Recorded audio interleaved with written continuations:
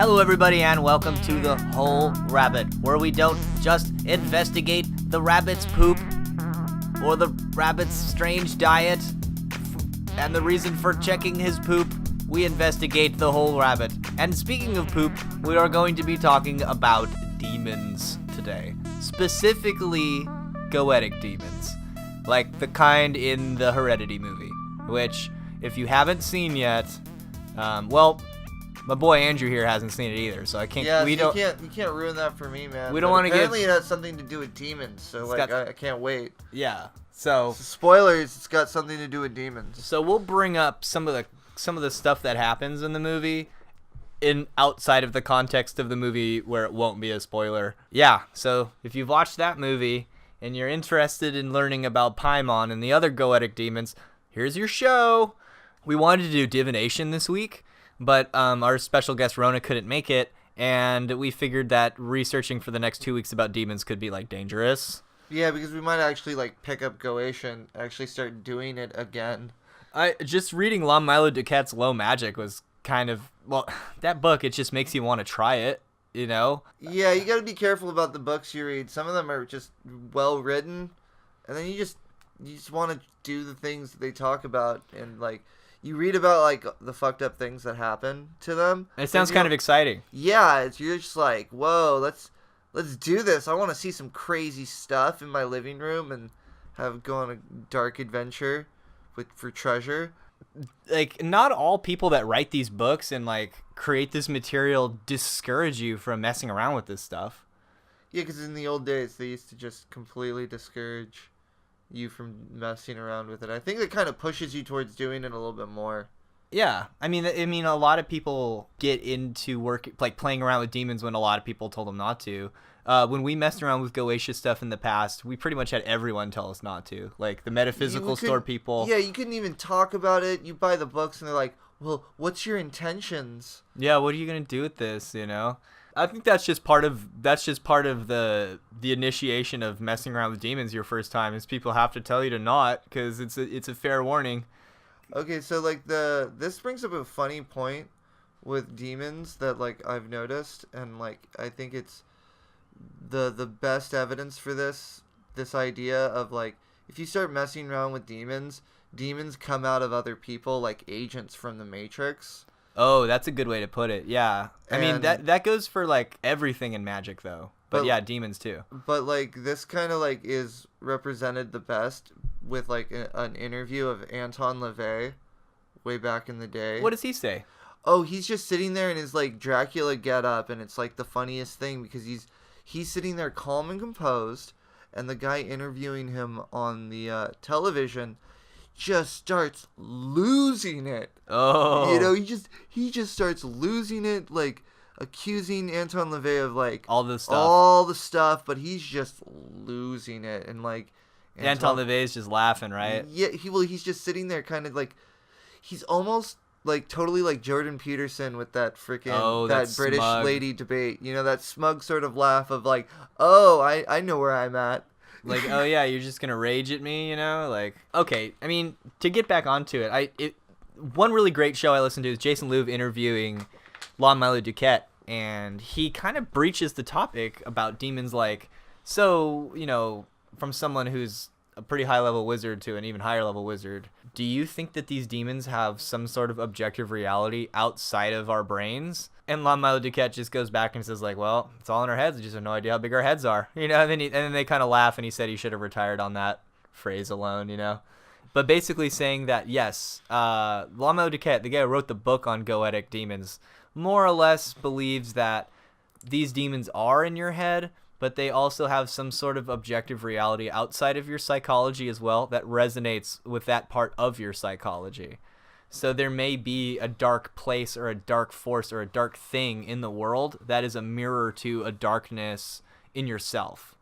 Some sort of eternal darkness that what genetics manifests into. Oh, okay. Well, I talked to a bunch of folks about demons over time, and one guy told me is okay, you're, you know, a tiger mama, there's something creeping around your cubs. How do you feel? You know, how do you react automatically? like, what kind of intelligence is that? Like, what kind of energy and intelligence does that come from or belong to? And that's kind of the idea, is that, you know, if we evolved from single-celled organisms that couldn't even move sulfur vents in the beginning and slowly become more mobile and complex beings, that we had to evolve greater and greater complexity, that essentially you could stratify all those levels of intelligence and assign a personality to each one, or a program to each one. And basically it's like, you know, there's an intelligence in you that makes you blink right before something like smacks into your face, and there's a part of you that tells you to act angry when, you know, somebody smacks your kid. There's a thing in you that gets you excited when you see the right thing, you know. And you could conceptualize all those different intelligences as demons. That's kind of like the psychological model you see bantied about a lot in the occult, right? Is that they're evolutionary consciousness that are like each, like they're all little pieces that make up a whole. And this is like a very, very modern notion. That's a very modern idea. Yeah, especially in the occult community, because like the occult community has been banking for years, like centuries, that these are, if not thousands of years, like external objective things. Yeah, these are like little things with like some sort of manifestation in the material plane. Well, okay, that happens. So to go back to the Greeks, let's get the origin of the word demon, which comes from daemon, and the Greeks believed that the daemons were like a go-between spirit between themselves in the material world and the realm of the gods. And so your daemon, you were assigned one, I believe, at birth, and it stayed with you your whole life, and that this would deliver you inspiration and would help you connect to the realm of the spirit or the gods. And so like if you wrote a really good song, it really wasn't you that wrote it, it was your daemon. Who was it, Socrates or Aristotle? Who was the guy who had like talked about his daemon all the time? And in fact, his daemon... Was it Plato? I don't know if it was Plato or Socrates or Aristotle. I don't know. But I remember the one who had the daemon named Genius. Because that was the whole thing, is that's why we even call it Genius, is because that was his daemon, which like helped him out and gave him insight with all of his things. And like, I don't know who it was, but I know it was one of the famous guys. I recall what you're talking about. Because that was the whole thing, is that like, we shouldn't even be calling it genius. We should be calling it like some other word. But there's like, some we're all lazy jackasses. There's stuff here in Wikipedia to suggest there's like other roots of the word that have to do with genes. That owes back to the idea of like evolutionary intelligence, strangely, what we were just talking about. I guess so. I mean, if you're going to look at it like some psychedelic whole, it would go back to the genetics. I do recall what you're talking about, but I don't remember the exact specifics. But yeah, you're genius. You'd have it in occultism now. That whole thing is like your holy guardian angel, right? Yeah. And that name was sort of meant to be like kind of silly. Well, it was coined by John Dee. And It then was? And then it was made famous by Aleister Crowley. Okay, but Aleister Crowley was sort of using it. Yeah, like... he totally made it famous. Okay, so in occultism, there is this idea that you have a go-between between yourself and God, and that's like your guardian angel, but they used to call it your daemon. So daemon or demon doesn't always have a negative connotation.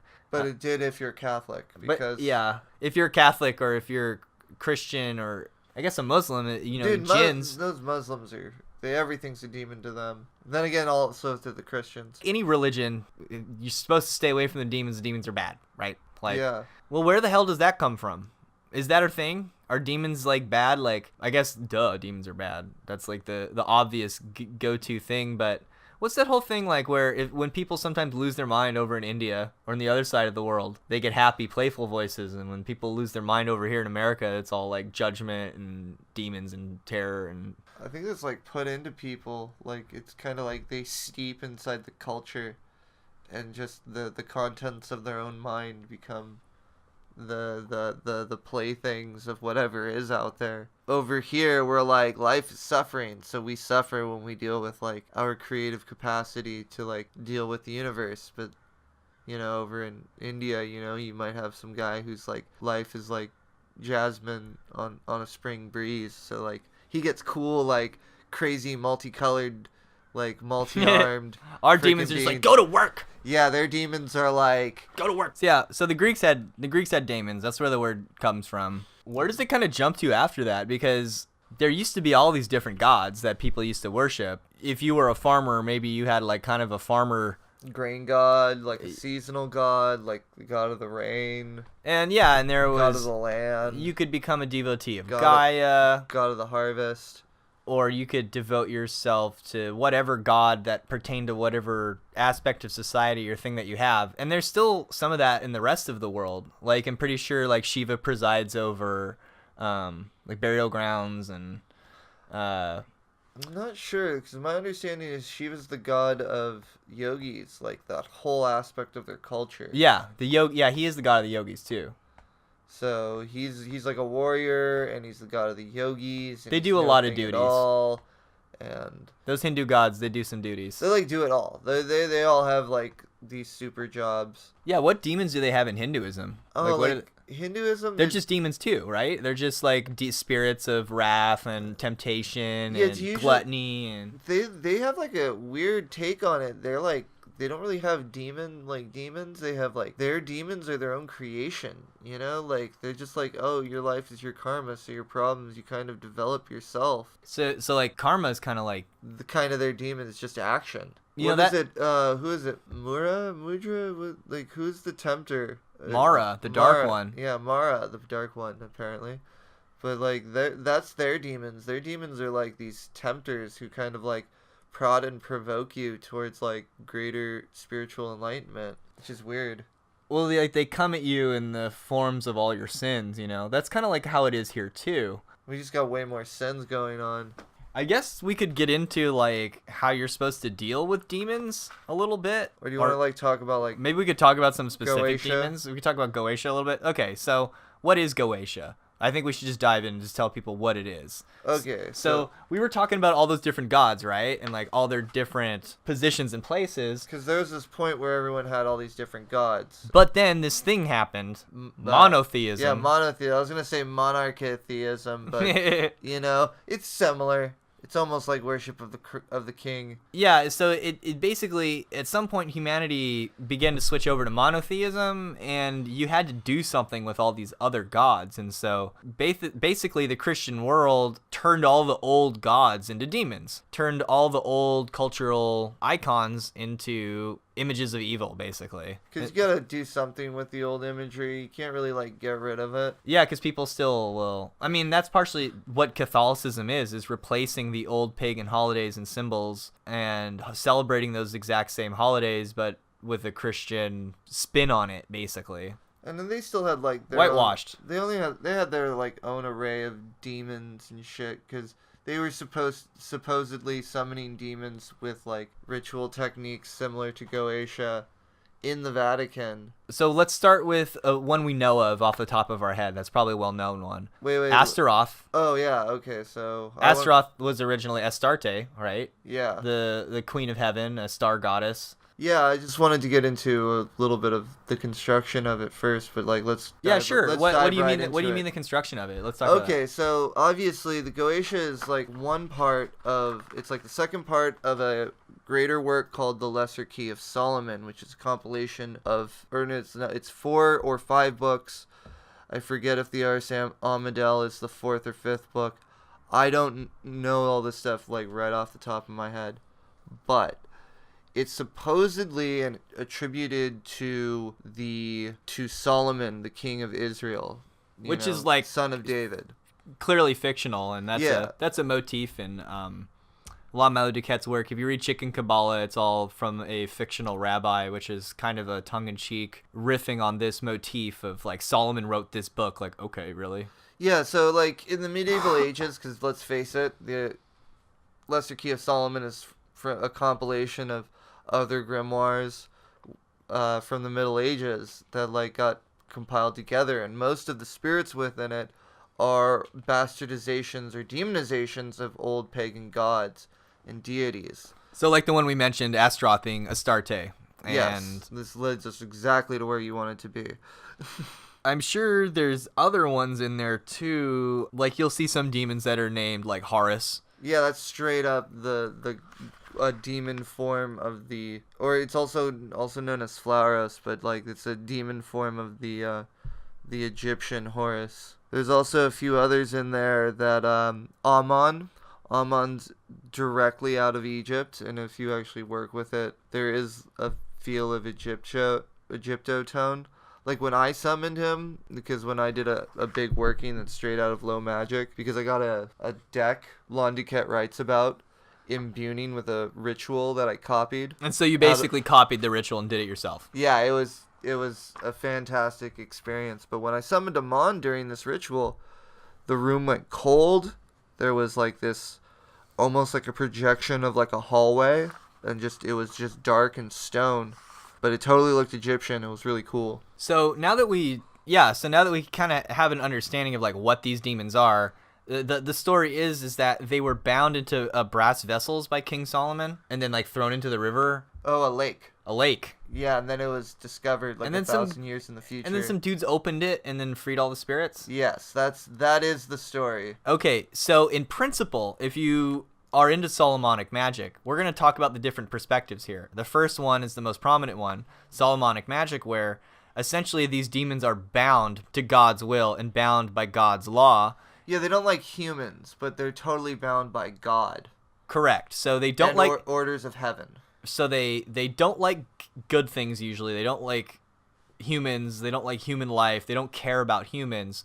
But they have been bound by God's name or God's law. And so in Solomonic magic, the basic principle is that you place yourself in a magic circle that you imbue with prayers and incantations to your God, which you bind yourself to, and then you place a triangle outside of your protective circle, which contains the sigil of your demon, and then you have the sigil of your demon on yourself as well, which is connected to the thing that binds you to your God, and it's sort of like you become the middle management between God and a demon, and you're bossing around a demon using God's name as an authority to tell the demon what to do. That's sort of the classic Solomonic magical approach to demons. Did I miss anything there? No, I think you have it spot on from everything I've read about the subject and everything I've practiced in the subject. So the way it works is the Hebrew language is like a two-dimensional shadow of like a three-dimensional structure that like you start to create it by simply writing down the names, but by saying them and intoning them in a vast ritual sense, you're actually like creating this really, really complex mental scheme. So to translate from your highly imaginative brain, in the same way that the shadow of a cube is not going to look like a perfect cube, the Hebrew language is a shadow of a higher angelic language, and that by invoking it, you're like shooting out some energies that affect supernatural stuff. Yeah. You know, I keep hearing this over and over from psychics, and like just this is a thing that demons speak Aramaic, but from my understanding is they can speak English too. They can speak German. I mean, if I was going to pick a demonic language, I'd pick German. I'd pick Aramaic because it's old school. Yeah, it sounds cool, but like if I'm gonna go Chinese, let's have demons that speak Chinese. If I'm gonna go to the moon, everyone's gonna be speaking German. You know what I'm saying? Yeah, because we all know how you feel about things. Oh, whatever! I do not like your opinions. Yeah, you must change them to be in conformance with my thinking. I don't know. Hey, the moon belongs to America, Buck.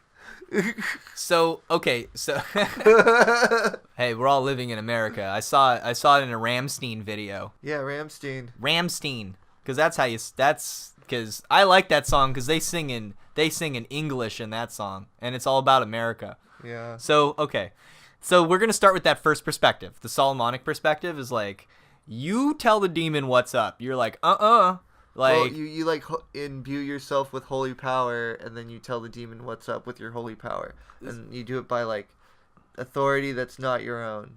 This is called theurgy. Theurgy, sure. In fact, that's one of the workings in the lesser key. Is the theurgy Goetia, which is actually the lesser touched on part of Goetia. Yeah, you got into that a little while. I know that's one of those things that most people don't even like. Yeah, no one even. I've even like talked to Lon Milo Duquette on Facebook before. And, like, he says he doesn't even touch that shit. Most people just stick to the Lemegeton, which is the lesser key of Solomon, which has, I guess, all the demons? I hope I didn't mess that up. No. It's, the Lemegeton has the Theurgy Goetia in it as, like, the other book. Like, I think it goes Goetia, Theurgy Goetia. Okay. Ars Paulina, and then the Ars Amadel. Yeah, the 4 books. Notoria. Okay, yeah, sure. And the Ars Notoria. That's the one I'm forgetting. Okay, so we want to talk about how are you supposed to interact with these demons according to this scheme, according to this perspective of the universe, basically. Because there's other ways to do this, but this is the most common and the most heavily prescribed and documented.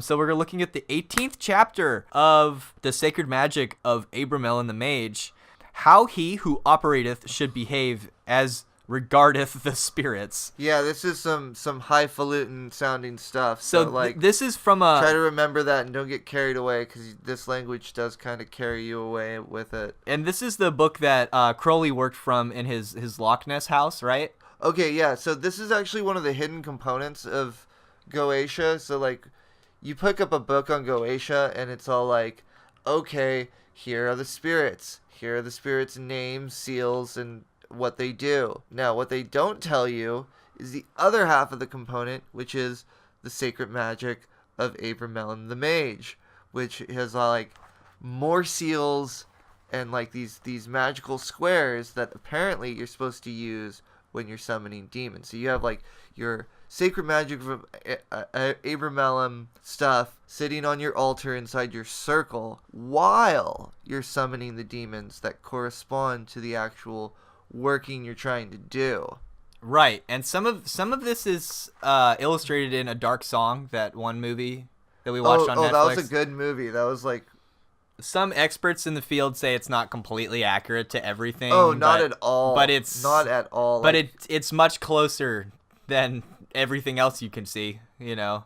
I think it was like, you know, it's obviously embellished, but... Yeah. It's still a little closer to the actual experiences you would have when you're doing it. Like, you don't see something right in front of you. You see like things happen around you, like in your mind. For the majority of the movie, they really don't see a lot of stuff, but it's really just near the end, and then it's kind of, you know, it's a trip. Well, kinda. At first it's creepy, and then like the movie is really great at... There's like people walking around in the shadows and stuff. It starts off really sobering and realistic feeling, and it ends with this might be able to happen in reality under the right circumstances and conditions, which is what magic's all about. But anyway, before we get too into the weeds, yeah, in that movie they're doing the Abramelin ritual, and that's what the whole movie is about. So that's what we're talking about. So this is how to basically deal with the demons. All right, you got back on track there. Good.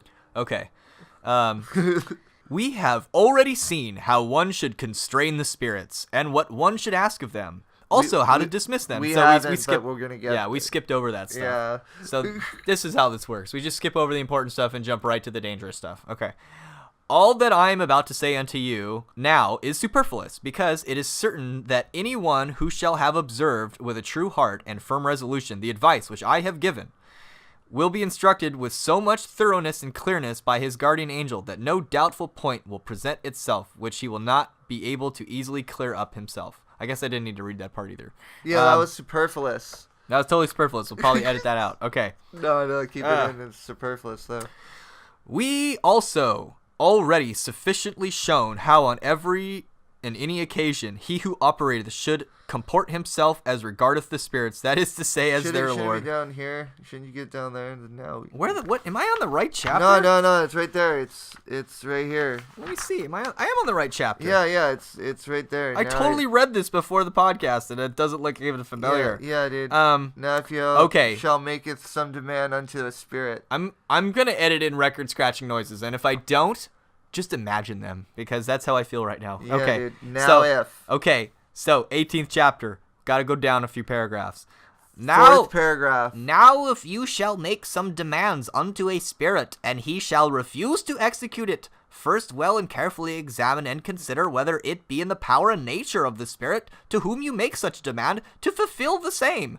For one spirit knoweth not all things, and that which pertaineth unto the one, another knoweth not. For this reason, see that ye well take heed before endeavoring to force them to perform a matter. Yet, if, however, the inferior spirits be disobedient, you shall call their superiors, and remind them of the oaths which they have taken unto you, and of the chastisement which awaiteth the breaking of such vows. and immediately on beholding your steadfastfulness, they will obey you. But should they not, you ought then to invoke your guardian angel, whose chastisement they will quickly feel. Yet, notwithstanding, we should never employ harsh means in order to have that which we can obtain by gentleness and courtesy. If during the invocation they should appear with tumult and insolence, fear nothing, neither give way to anger, but appear to make no account thereof. Only show them the consecrated wand, and if they continue to make a disturbance, smite upon the altar twice or thrice therewith, and all will be still. I swear it did not say anything like that. You might be you could be on the wrong. I'm not. I don't think I am. Wow, dude. Maybe I like. But still, this it's rather informative, and it tells you. Okay, okay. You were on the wrong page. I was on the wrong page. So. Wow. That's funny. Yeah. Well, demons.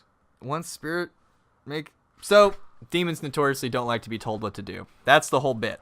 Wow, we might have to start this whole section over. No, not really. Do people like us? No, we're doing it live. We're doing it live? We're doing it live. Okay, I'm not going to edit out that crap. No, we're just going to go with it. We're going with it. That's just how it went. All right, so. That told people how to do it. It's like, hey, be cool until you don't have to be, or until it's not in your benefit to not be cool. You know what? We are not going to edit this out because that is just good advice for managers. Yeah, really. Because, like, all I thought about when you were saying that was, like, no, that's how businesses work. Yeah, that is how businesses work. You're like, look, you have an employment contract. This is the duties you said you would do. And I'm your boss. And if you give any lip to me, then I get to call my boss. And then he'll really whoop your ass. And then you have to pretty much do what I say, right? So, I mean, that's all pretty, like... It's all the cosmic bureaucracy of angelic orders. You know, it's weird. Does that mean our modern workplaces are kind of like an exorcism we have to go through every single day? Are we living in an evil, despotic... Are we demons? Or I don't know. You're getting way too crazy with your thought on that one. I think that this has a lot to do with how humans think about things. But we work in demonic fucking factories and shit. We are going to wrap up the episode with the other two perspectives on how to deal with Goetia. But first we got more than that. By golly, by gosh. We got way more than that right now, dude. Like, oh man, we're pretty far in too. Okay. We're not even we haven't even scratched the surface. We always do this. Okay. So the 17th chapter. This is the one I meant to read. This one's actually pretty fun. Okay. The wicked devil knoweth full well that you are in no way obliged unto him, and that you have commenced this operation under the grace and mercy of God, and under the protection and defense of holy angels. Okay, everybody get that? Everybody get that? That, like, you're supposed to be doing it like a badass.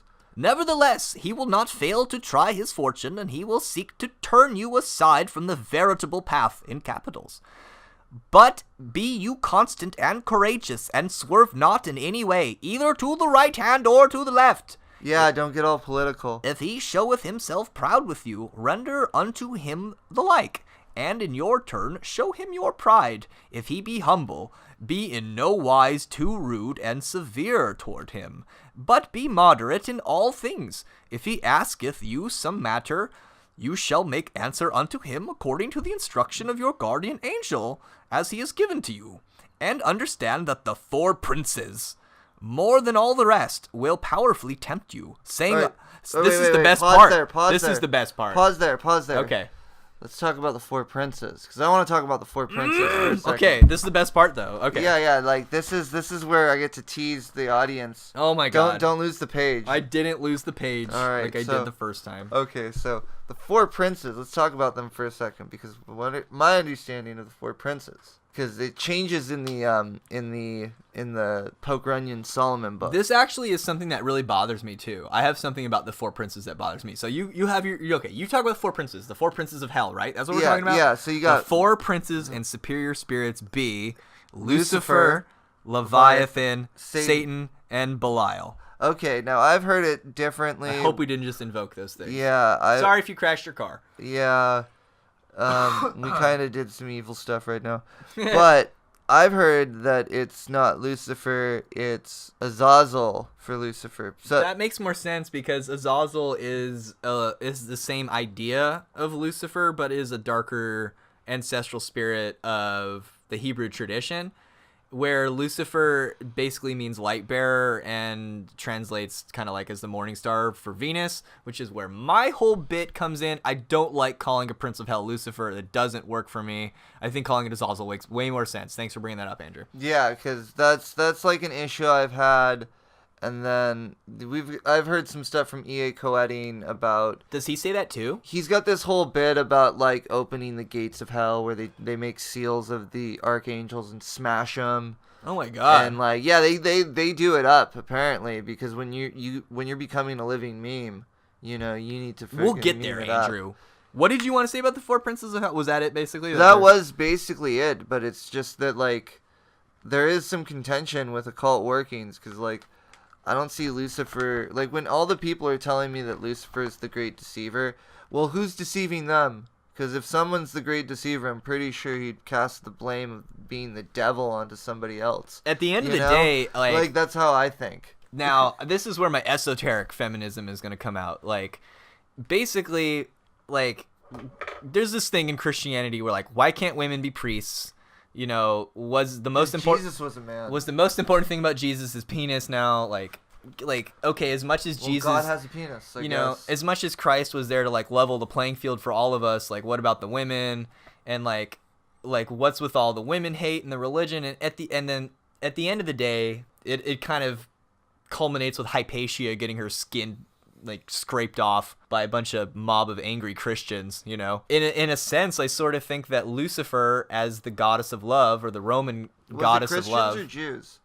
Because I can't remember who... I'm pretty sure they were Christians. I know they're Abrahamic monotheists. I'm pretty sure they were Christians, early Christians. But that's a symbol, a traumatic symbol for the pagan community, is the mob murdering Hypatia, and... Not a good scene. Basically, I think that Lucifer... Talk about demons. I think that Lucifer was made into the devil because Lucifer represents basically like a strong, empowered force of womanly love and intelligence. And it's basically all the things that exoteric, gross, bad Christianity has rejected. And so Lucifer is their devil. And that's partially why the devil, or the name Lucifer, is so fun, and why people can get their kicks off to Lucifer. And it's not all bad, because, you know, there's some good stuff that has been repressed by a misunderstood and stupid religion. There, I'll just say it. So well, also Lucifer's really close to, like, I'm learning Latin right now, but Lucifer's really close to Furcifer, which means scoundrel. Oh, really? Interesting. Yeah. So it could be just like a derivative of scoundrel. Oh. You know? Yeah, like it could light be. Scoundrel or something like that. Yeah, like a scoundrel from, like, because the idea is that... The scoundrel of light, or some stupid shit like that. Because the whole concept is that, what we were told growing up is that Lucifer was the most beautiful angel and wanted to be like God, and he was almost like God, but then he wanted to be higher than God, and so he was cast down along with a third of the angels in heaven, which seems like a lot to me. And they reside as fallen angels bound to hell, and basically are allowed to, I don't know, they're awaiting judgment on Judgment Day is the normal idea, I think, that we're told. Well, if you believe that one channel message guy, when he's like channeling Lucifer, like, angels can incarnate and redeem themselves, but like... I'm much more about that weird, crazy, psychedelic perspective of things, but... You know, okay, so let's get back to this. So we're going to go back to the four princes.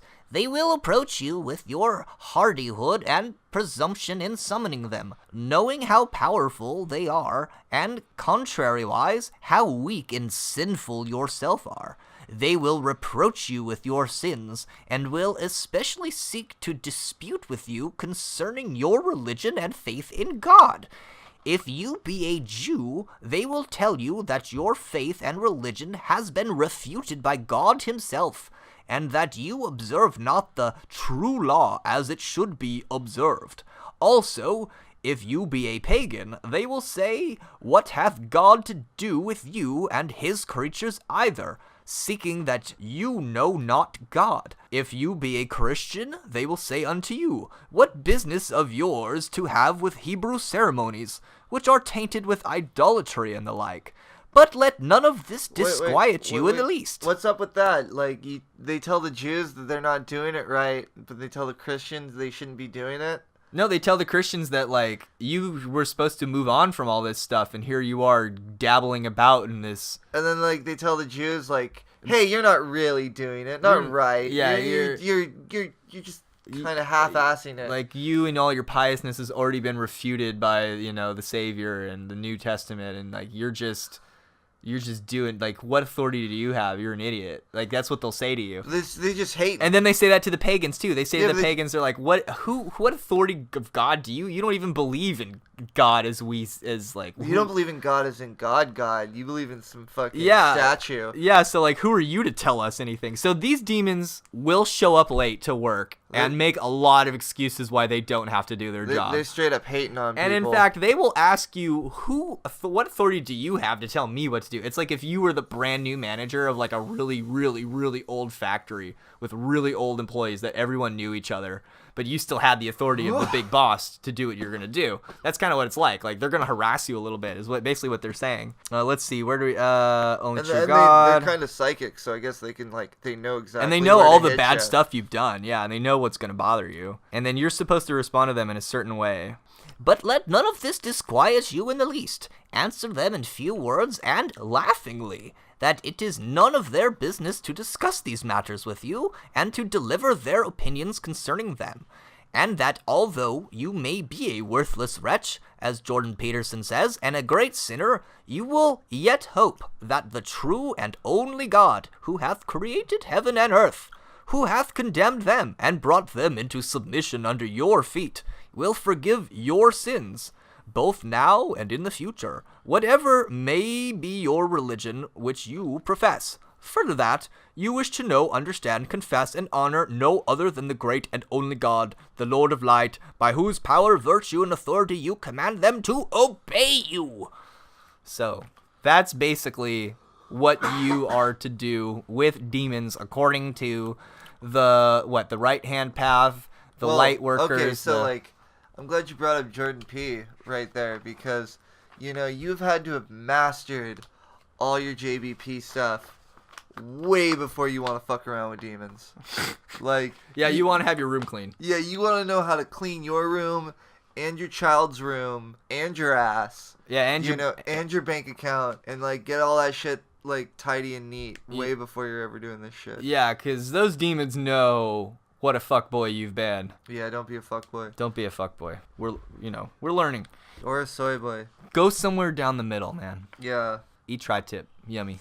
I think that kind of, like, wraps it up for the first way of dealing with demons. So that's...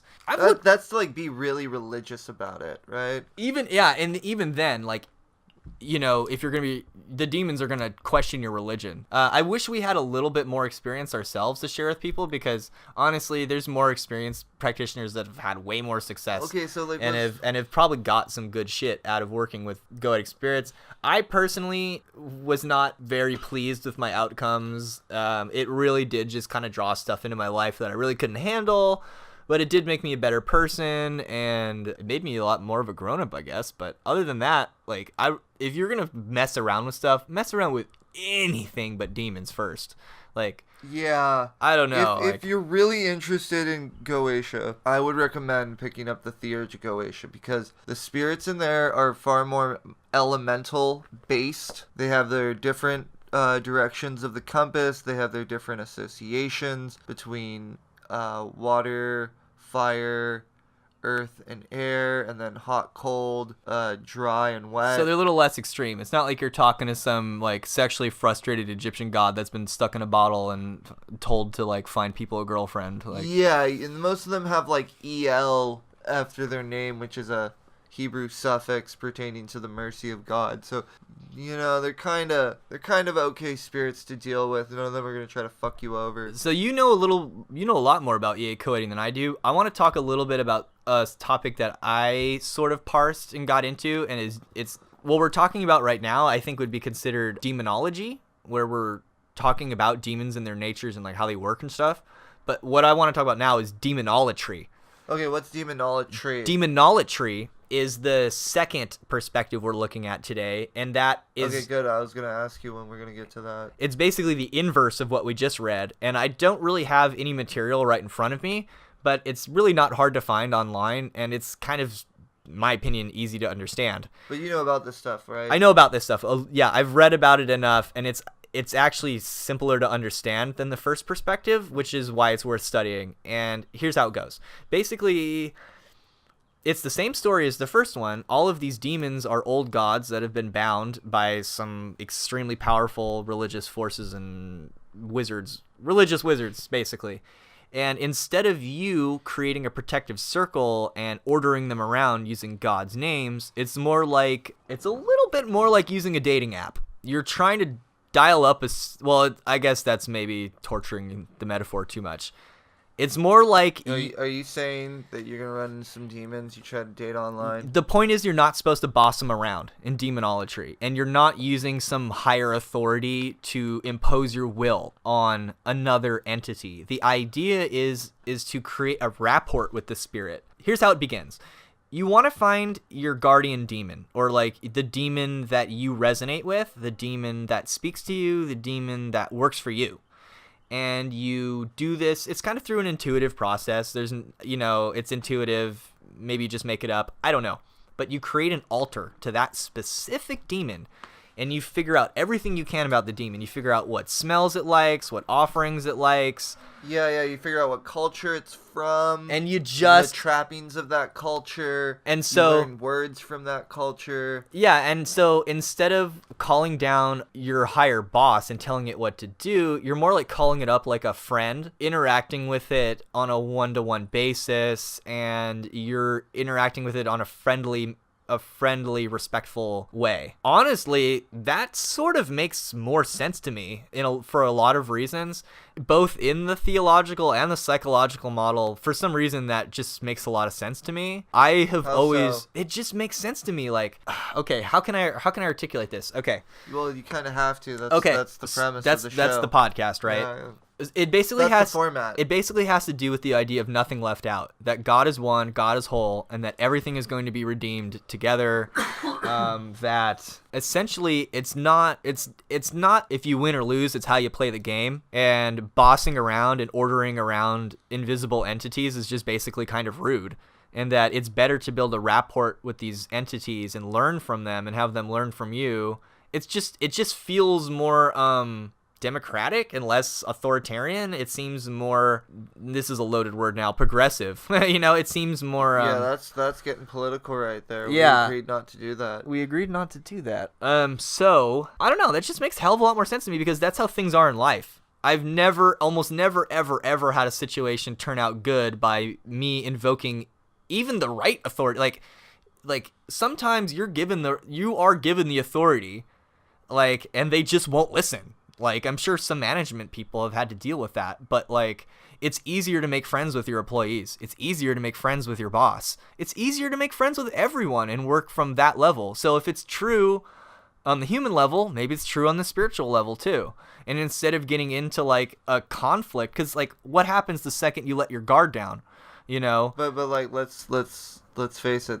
Some of these things want you to do some weird things to be friends. I'm sure that would be the case too, but then maybe you're that type of weird friend, Yeah, I've heard some stories that people have they've been told, okay, put a chicken dinner, with mashed potatoes and freaking peas on this park bench. Yeah. Or get me some KFC and put it on this park bench. Okay, so a thing would be if you had a patron demon. But that would be something really, really weird where the homeless guy who actually embodies that demon would pick it up and eat it. Yeah, and he would be manifesting the demon while he eats. Right, so that would be an example of that. And, that sounds way more witchy. People don't even really believe in God in that same way that anymore. But even in the Abramelin, it says you might be from all these different religions, so they didn't even think of God the same way back then. And so from the Abramelin perspective, this is just how you do it, regardless of what religion you ascribe to. And then here's the thing. Here's what I like about demonology that makes sense to me. I can articulate it. In the East, in Hindustan, they have Ishtadevas. You have this god that's beyond description and beyond all conception, Brahma, whatever it's called, and this manifests itself in the form of these gods. Basically, these gods are personifications of the impersonifiable. What am I saying? Like, basically, you would take, like, you might worship Krishna, or you might worship Shiva, or because you can understand Krishna, or you might understand Shiva, right? Or you could actually you could grok that, right? And that's how you would connect to this faceless, impersonal, beyond all gods. So really, demonology sounds a little bit like that. I mean, these gods all have personalities too, and presumably these demons were once upon a time gods, and maybe if you're not like a little twerp towards them, maybe you could actually have a beneficial relationship. And instead of just using all these demons like some Rolodex of your tools to be used as like just used, you have a list of people you either know or don't know, people that you understand or don't understand. Like, there's something that's people you like or don't like. Yeah, and there's that, to me, sounds way more human, and like, it just makes more sense on some level to me. So, and honestly, because of the dichotomy in my brain between these two perspectives, I really don't care to work with demons until I work this question out myself. Doesn't make sense. Like, I wouldn't really feel committed to either perspective at this point. So, yeah. Do we want to talk about E.A. Koetting? Is he like the third? Like, what does he do? What's his bit? Okay, so E.A. Koetting's like, he's really weird because he's got like all these problems in his past, but just make sure your levels are good. Yeah, I think my levels are good. Make sure your levels are good, yeah, bro. They're over 9,000. Anyway, so E.A. Koetting looks at them a lot differently, and he doesn't even he gets to the point where he doesn't even do a protective circle. You know, he does some sort of thing where he just like kind of summon Nabatean or some crazy like ancient Middle Eastern culture writing from demons, and then he got real big into Azazel. But his whole thing is he got like really, really into it, and it just like then he got into like voodoo or like real Vodun. Well, what was stuff. I remember watching something of his back in the day where it was clearly like before he arrived at Burning Man, because it looks like it's like, oh yeah, you know, because he did a thing where he showed his little Solas or Stolas ritual. Oh yeah, or no, Sorath, and he went out into the desert and invoked Sorath and like walked around without sunscreen for like a week. And yeah, Burning Man. Burning Man, yeah, and he has a video about that. But like, he turned really red, didn't he? Yeah, he got so red. But his whole thing is like he's trying to be like the demon lords. Like, he even talks about it. Like, if you really watch his stuff and like pay attention to his narrative, his whole thing is he's seeking power because he, you know, this is the funny thing. It's like, become a living god. That's his book, right? Yeah, but like, here's the thing that I've noticed. It's like the people who have fucked up childhoods and feel powerless usually reach for black magic to gain some sort of power. And like, it's like a natural instinct. It's like, well, I need to somehow get an upper hand on this world that has hurt me already. You know? Yeah, that's like, and I can totally resonate with this because like I got some fucked up shit in my past that like, you know, kind of got me into this stuff. The big memory I remember of E.A. Koetting was I used to belong to this Facebook group called Chaos Magic Group, CMG. Yeah, CMG. I got kicked out of there for political views. It started, yeah. I just dropped a Trump meme and everyone got pissed. That'll happen. Yeah. It was a Buddha with him. It was fucking great. Yeah, because Pepe eventually took over. Like, yeah, and I guess he was making the OK sign. So. But this is much later. Okay, this is back in the day, probably around that time that he had that video of going to Burning Man. It was like everyone on this Facebook group, CMG, just picked on him mercilessly. I think almost to the point of like doxing him, you know, like they would just, maybe that's the wrong word, but they would post personal information about him. They would post pictures of his girlfriend and be like, say really mean things about her, like, oh, if you're a great god, why isn't your girlfriend more hot, and just mean stuff like that. And eventually E.A. Koetting just got tired of it, and he like reported the group, and he reported the group and actually got this, it must have been the biggest magic group on Facebook. It was such a lively community, and at the time, it was a really fun place to be because there was a lot of like dumb memes and banter and like stupid 4chan type I stuff. I would go there for like just to get like to talk some shit with people. Yeah, the memes were top notch. Like, you wonder where the great memes come from. They came from Chaos Magic Group. That's where all the great memes came from. I'm sorry. Like, some of the ones, I have some classics saved on my phone, man. I don't want to get, anyway. So E.A. Koetting was like, screw you guys. You guys are like defaming me and posting my personal information, and like, they shut down the Chaos Magic Group. Now, this became known as the Forgottening. I don't know if anyone ever talks about this anymore because it's the Forgottening. But basically, before the Forgottening, the Chaos Magic Group on Facebook felt like a big happy family that was kind of dysfunctional. And then everybody Forgottening. And then it was like after that, it was like there was never a unified group. It became even worse of a popularity contest than it used to be. E.A. Koetting release a demon onto the Chaos Magic Group? Wouldn't he? I guess he would have. But the Chaos Magicians had their own egregore too. And then it never really got better after that. Like, it sort of maintained somewhat of a presence for a few more years, and I eventually dropped off of Facebook after the Cambridge Analytica thing, so it might still be there. I'm sure it is. I'm absolutely sure it is, but I'm from before the Forgottening, and that was because of E.A. Koetting, and that's kind of a... So yeah, he sort of views them more like the Friends. He kind of does it like the second way, not really like the first way. So like, he kind of was doing it, and then he's all like, wait, why am I scaring these spirits with all this Hebrew nonsense? And then he started to just sort of like imbue like goat skulls with the different kings of the Goetia, and then like, he's just trying to one-up himself over and over again. And then he got big into Vodon, and then it looked like it really fucked his world up. And so Did it really? Yeah, he had this like video, and it was so funny because it's like it's either real or just stupid. He's like, what was it like? He's like, Chongo messed my life up. Yeah, he's like, I'm gonna put them all away in this box and seal it, and he's all like, oh my God, pushing it down, and he like gets pushed off the box by like force or energy. It looks like he's acting, but like, it's become a living meme stuff. The guy knows how to brand himself. It's pretty good. I mean, if you learned anything from some demons, he learned how to brand himself. He was selling some really cheap looking, like almost like what you'd make a flag out of, like summoning circles to put on the ground and do a ritual in. Like, he was really making it tacky in the beginning. Like, oh yeah, he like totally tacky bullshit. Like, and even some of the occultists I remember from CMG, they got so incensed by this guy and so just obsessed with him as a meme himself. They bought his book. It was like $1,000 or something. It was like $900 if I remember. I might be remembering wrong, but it was like expensive. And it was black, and it had a white star on it, and it said "Become a Living God." And the people who became possessed of the book found there was some cool material in it and that it was useful for some things. Not much, but some. I guess. Apparently there was good material in there.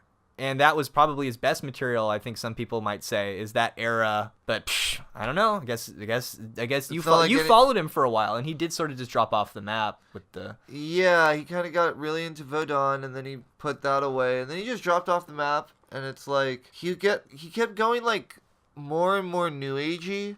Like, into like, oh, you're just getting there, buddy.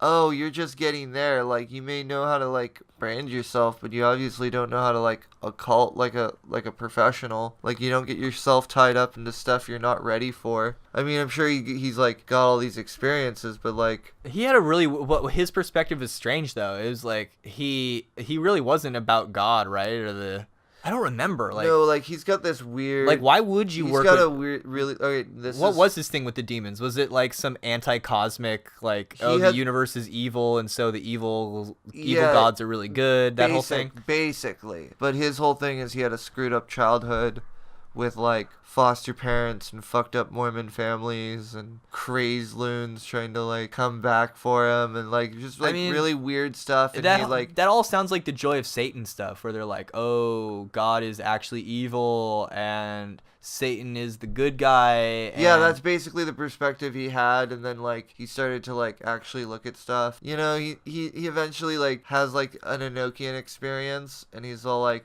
give me a portal, give me a gate, give me something to work on. They're like, you are the portal, you are the gate, you are the work. And like he didn't get that. Oh, he talked to the Enochians and they just gave him good advice, and he's like, I don't get it. Yeah, they gave him advice like, look, you're working on yourself, buddy. Yeah. That's the whole point. Because like he couldn't even cross his arms. Like he couldn't like take his left arm and sit over to his right, or take his right arm and cross it over to the like. This guy was psychologically fucked up as a kid, and then like to the point where he had physical like impediments. I feel bad for him now. Jeez, Andrew. Yeah, and then it wasn't until like he got into like black magic and yoga that he could fucking. Actually, it was the yoga apparently that like got his life together. Well, go figure. Yeah. So, you know what they say? You know, in the autobiography of Yogananda, it says that some of the best yogis ever started out as black magicians, like E.A. Koetting. So maybe in like 20, 30 years, E.A. Koetting will be like some Sadhguru type person that's able to like just speak and like banish demons with his thoughts, and like all the bad spirits will be obedient at his feet, and like he'll be a great healer or something. Hopefully, but like actually I'd kind of like to see that. Yeah, good luck to that guy. So if any of you demons are listening to this and thinking about fucking with my life or Andrew's life, why don't you mess with E.A. Koetting until he becomes a living guru? That sounds more fun to me. Yeah, becoming a living guru. I think he might be able to handle it. I don't think I could, you know? Yeah. So go pick on someone who can handle it, or not who me. wants that. Yeah, But here's my thing. All right, and this is. I'm hanging out with archangels. This is my theory: is that like you do fucked up magic, like black magic, right?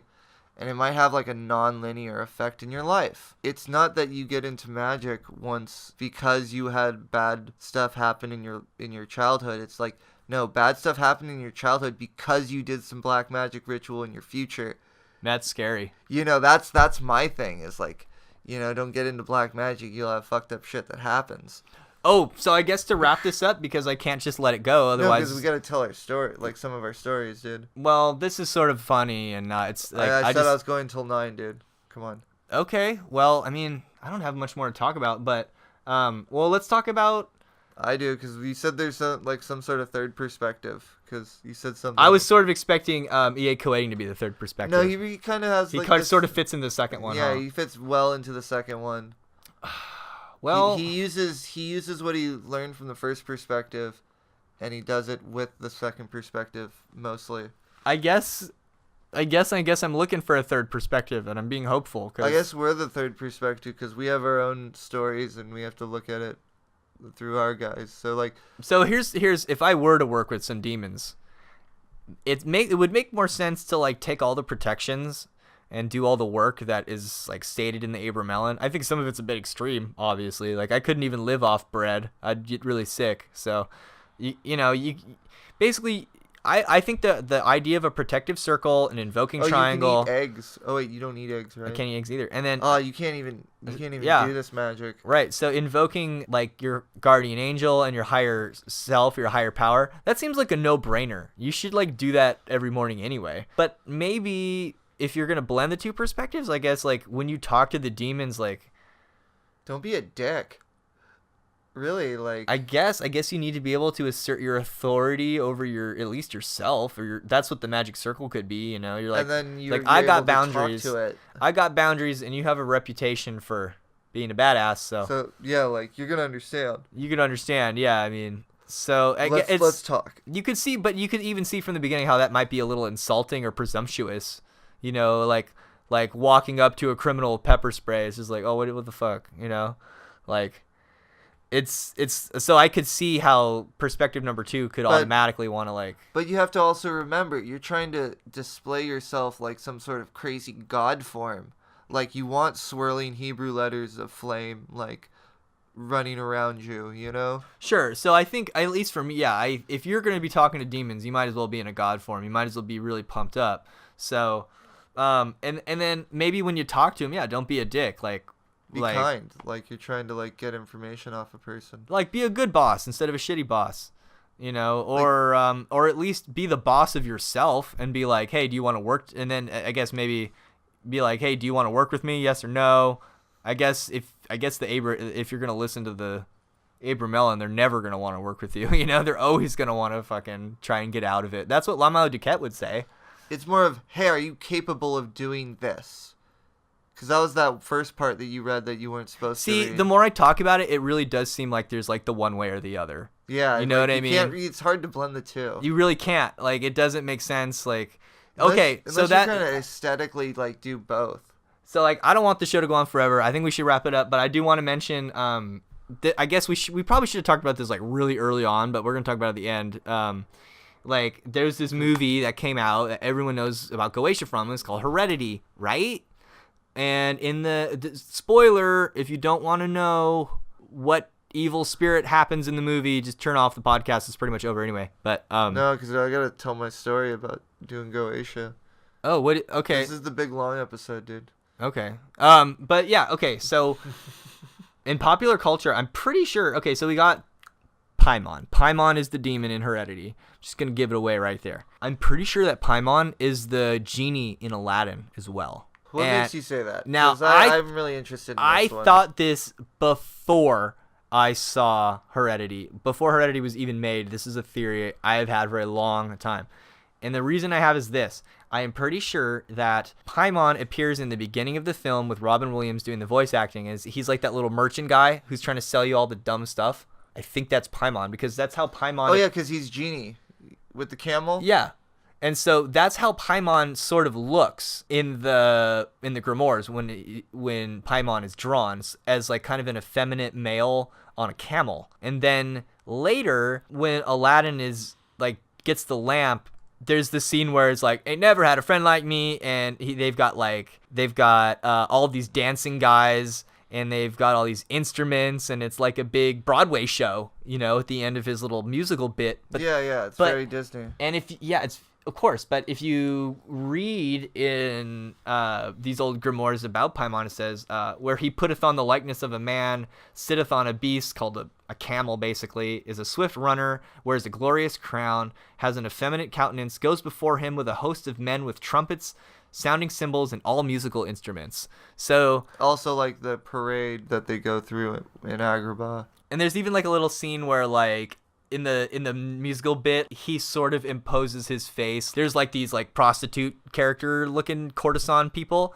and like Aladdin like closes his eyes to like kiss him, and then like the genie swaps out his face and then he like kisses the genie, like, and he has like the little puckery lipstick look, and like that's like the effeminate face. And I don't know, I've had this theory for a while. So if you've seen Heredity and you've seen Aladdin, same demon.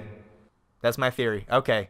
Then you wanted to talk a little bit about some of your personal experiences to wrap up the show. Oh yeah, because like I want to actually like explain to these people like how weird this stuff gets. All right. Well, you'll have to listen to it now, won't you? Fuck you. Okay, so all right, to wrap this up, we want to talk about some of your experiences. All right, let's talk about the one time we did it together. Just at least the experience. You don't have to tell us about anything of like the goal or the results. Well, here's the thing is like I had a much bigger, crazier experience happen when we messed with Enochian magic. So this is not going to be a great story. I just remember like us the best, like this is like the best story. What are you talking about? The actual ritual itself really like there was like a spooky presence in the room. It felt like a heaviness. No, dude, I'm jumping ahead. You're totally missing the best part. The best part of the story. Okay, I remember what you're talking about now. Okay, so like wait up, like just okay, just I remember down, now. All right. Slow down. So just okay, because the people are going to be expecting us a story where we build up to doing a ritual and then the demon shows up and crazy happens. Okay, so I remember it extremely vividly. But we had a weird experience preparing to do the ritual. Yes, like that's what we should talk about. Okay, so I in my early 20s was like found my group of magic friends, which is you and that other dude who joined the Air Force and buggered off, I guess. But I show up to your apartment and then you're like, "Hey, we're going to do magic tonight. We're doing Goetia." And I'm like, "Okay, cool. Spirit evocation."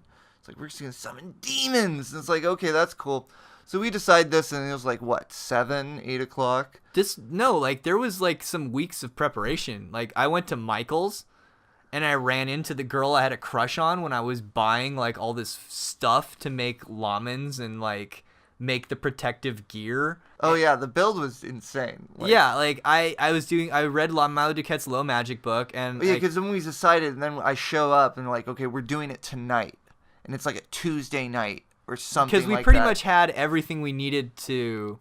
And we got ourselves stoked because we watched Poke Runyon's videos. Oh, that's right. We watched Poke Runyon's videos and we're like, all right, we're gonna do this shit. And we had read Low Magic, and I think we had gotten like our paper crosses and like some ribbon. We had paper crosses that we made for our layman's with our pentagrams and our hexagrams. So we had all the art supplies we needed to create all the stuff to do the ritual, and that's like all we had ready. And we set out to start making this stuff in earnest. Like, we're gonna make these as good as we can, and then we're gonna bless them. You know, we're gonna use cheap materials, but we're gonna like really put our all into it just the same. Yeah, so this is because like, we were poor. Okay, and this is the funny part, because like I show up to your apartment and it's dead. It's like you and then the other dude, and then like it's just like, okay, I guess we're gonna be doing this tonight. And like I was stoked because like I thought magic was like, okay, is it all just psychological or whatnot? So I'm like, okay, let's do this. Let's experiment. This is gonna be fucking awesome, right? Because if it works, it works, and if it doesn't, like, you know, we're all the better for knowing that it doesn't. Yeah. Yeah, absolutely. And so like it's like it was sometime in the winter, I know that, like December, and it was like not too late, not too early. Like it was like 7 or 6 o'clock. I think it was like 7 o'clock. We started making our implements. That's funny. That's early for us back in the day. Nowadays, that's like late. Yeah, we got work in the next, like, you know, the next day. So we're sitting around and we like finish up making all the tools we need. But like as soon as we do. No, it was a slow build. Like as we're working on the seals and as we're drawing the shapes, because there's lots of little shapes and words to draw. But like we like spent like an hour or like 45 minutes. More than that, probably. No, like just making it because we were all making our own things. It took forever. I just remember it feeling like it took forever. Yeah, and like, okay, so like as soon as we got done, like, but like while we were like wrapping up, like people just started to show up at the apartment. Slowly, yeah. Just like, hey guys, what's going on? We're just gonna see what's going on here. We're gonna swing on by. Yeah, and then like, and of course it was like all the like super cute, super hot, super popular, super likable, fun to hang out with girls. So like, so suddenly it's like 8:30, and like every girl we've ever known is in this apartment. It's ridiculous. It's just like everyone, like there's like maybe like 3 other dudes. And, like, just a ton of fucking chicks. It's just a normal night, okay? Yeah. It's just a normal night. Like, people come over and smoke weed and stuff. Like, it's just one of those houses. Drink beer. Or drink beers. It was a college house. It was like a college house. So people, like, we were accustomed to having people come over. So it wasn't like... But this was a wall-to-wall heads. This was like a party. It was ridiculous. In a box. It was like 3 nerds sitting around on the ground drawing on paper crosses and, like, copying from books and, like, nerding out to the 10th degree, like and all the cuties wanted to come hang out, and like they were being fun and funny, and like Lord knows that was God trying to fucking save us from what would be like that stuff becoming less and less available because of our actions. Maybe. Well, it didn't go south for a long time, so no regrets. Anyway. Yeah, basically it came to like 11:30, and we gathered in the tiny little space that is the kitchen, and we had to kick out. Like we had to decide. Like whether or not we were gonna do this or not. Because it got to the point where it's like, this is sort of becoming like a little get-together party thing. No, it wasn't. They can't just be here. It was a get-together party. And it's like, they can't just be here while we're doing this. Like, we had to kick him out. Like, we had to be like, oh, we have to do stuff tomorrow and shit like that. Man, I hate this story. Oh, dude, it was the worst. It was like the most painful thing to do. It's like... But we were committed to it. Yeah, like we were going to do this shit. All 3 of us were like, man, we're magicians. We have to kick out all the girls to do the magic. It was the dumbest thing ever. It was... You know what? Don't do magic. Just... No, okay, but this is the great part, because this is how the story goes. Because if it didn't happen to me this way, I wouldn't believe it. Yeah, it was... Okay. It was... Well... So we get all the girls kicked out, and it's like 2 minutes to midnight, and we fucking turn off the lights, light up the candles, get in the little stupid circle. Fill up the entire house with incense. Yeah, we fucking just choked ourselves out with, like, incense smoke. We throw pentagrams at the freaking walls with a dagger, and then, like... Oh, yeah, we consecrated everything, and... Like, we tried to do our little haphazard way of doing things, and then we're standing there, and then you start doing the evocation. And I'm thinking... Wow, this is really, really, really dumb. Like, the dumbest thing in the world. Like, dumber... we kicked out all the girls. To do this nerd... Like, it's 3 dudes sitting in a circle. What the fuck? We're trying to summon a demon. Like, it really hit me like a fucking ton of bricks. Like, what the fuck are you doing right the fuck now with 2 dudes in a circle when you kicked out all the chicks? Like, what the fuck's going on here, man? And it wasn't until that was right around the point where you said, I call thee forth. And there was this, like, crazy change in the room. Just, like something jumped out of the little triangle that we had painted on there, on the little board. Yeah, suddenly there's, like, this... I couldn't see it, and I want to make this clear. I couldn't see the damn thing, but it felt like there is a person hunched over in the hallway, kind of clutching something, like kind of a robed figure, and it just kind of had this feeling of, what the fuck do you want? Like, yeah, just like, what do you want? Like, why am I here? What the hell am I doing here? Yeah. And it was the craziest kind of thing that happened to me, and it just made me fall in love with all of it. I remember, like, asking questions and wanting information, and then I don't want to talk about much more after this, but, like, yeah, it was weird. Yeah, you don't have to divulge anything you don't want to. I'm just trying to talk about the actual, like, occurrence of it happening. So, like, I guess this reminds me of something Aleister Crowley said, where he's like, if you set out to do a ritual and the whole universe starts to mess with you and trying to stop you from doing it, that means you're on the right track. It means you gotta do it. So, like, I remember having read that recently before, so that was kind of fresh in my mind before we did it, and that's why it was good for us to tell the story. Is like, the build up to it felt like the whole universe aligned itself to try and throw us off of what we were doing. Man, really, if you're gonna, you should really have naked women as the altar. Like, don't pussyfoot around.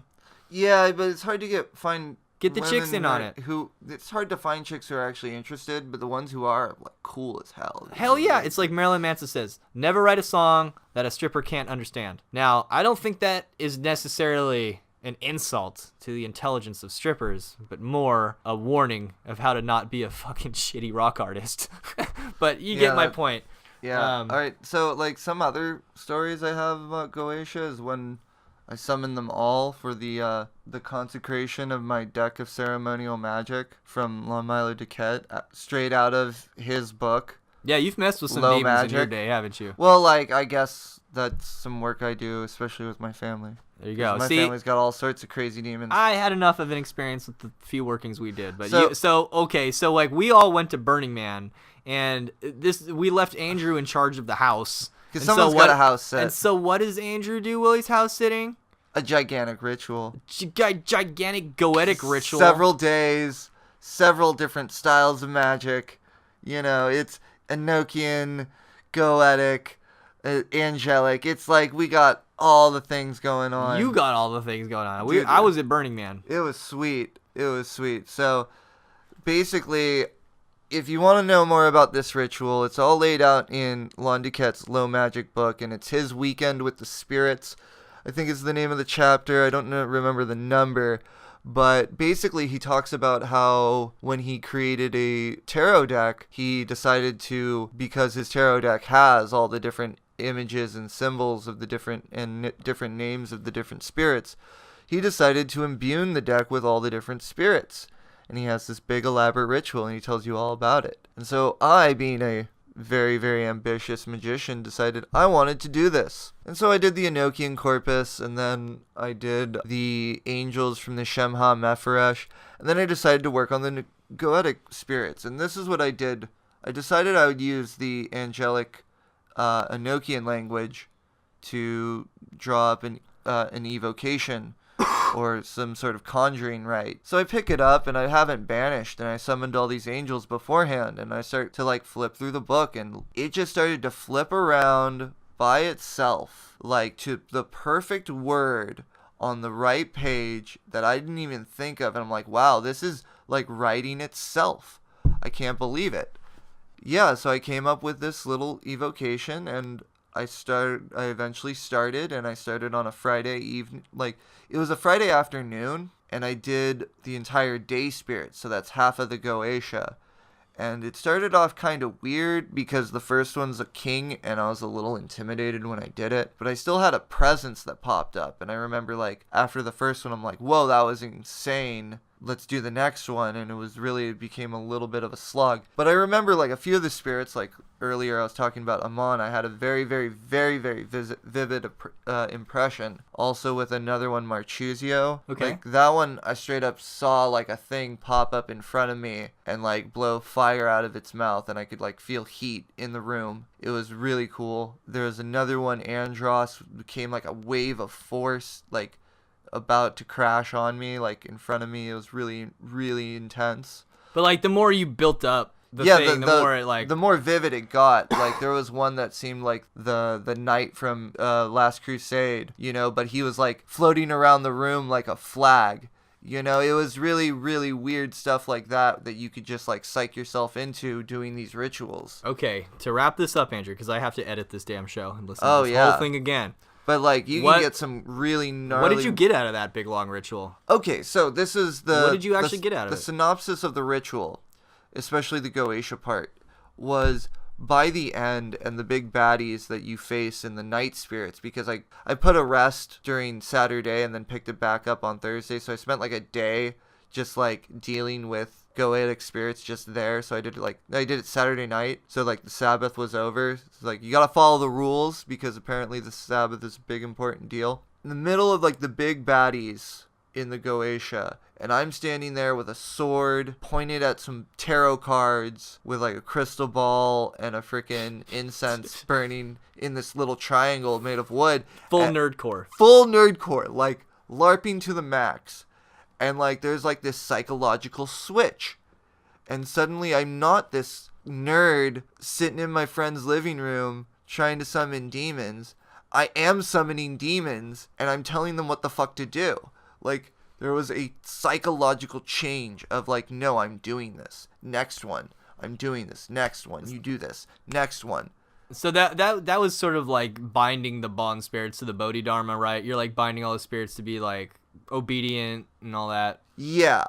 So it was like a little mini Abramelin the Mage, because the Abramelin the Mage ritual is you basically invoke your guardian angel over a long period of time, and then you conjure up the 4 princes of hell and bind them to your will, or bind them to your, you know, to your... Well, even if it's just a psychological exercise, you still get some weird shit that comes out of it. Yeah. It does kind of change you, exposing your consciousness to that kind of stuff. Now, on our episode about, we talked about, I don't remember which episode it was, but we talked about a guy who made an offering to a Goetic spirit to have someone killed, and then a dog showed up and, like, raped him. Yeah. Yeah, go listen to all our other shows. I'm sure you can hear about Hand Banana there. But so I guess that's what we got on demons. Is Andrew, our co-host here, has probably messed with demons more than he should have in my living room, more than he should have. Well, yeah. So, but, like, I banished them from your house, like, before I left, like, and told them they were never allowed back. Well, that was part of the ritual. Thanks, Andrew. You know, like, I'm doing that shit. Like, come on, man. Like, that's fucking... Nothing bad ever happened there. Ever. Anyway, I'm your host, Luke Madrid. You can email us at lukemadrid@gmail.com or thewholerabbitpodcast@gmail.com. Here. Well, yeah, man, I gotta edit this whole episode, man. I don't think it's a long one. Oh yeah, and we gotta freaking transfer it over the web. Yeah, and I gotta take you home. So okay, and as my co-host Andrew Haskins, and you can reach us at thewholerabbitpodcast _, after every word, at Instagram. And just check the information that we put at the bottom, and then you'll be able to get a hold of us. Yeah, and send us stuff. Tell us what you do or what you're into, and or what you think about it. Yeah, share your thoughts. Correct us where we're wrong. Give us show suggestions. Send us money. Yeah, send us money. Send us nudes. Whatever you gotta do. Thank you for listening. That's the whole rabbit. All right. Eat carrots, shoot lasers. All right. Have a good night. All right.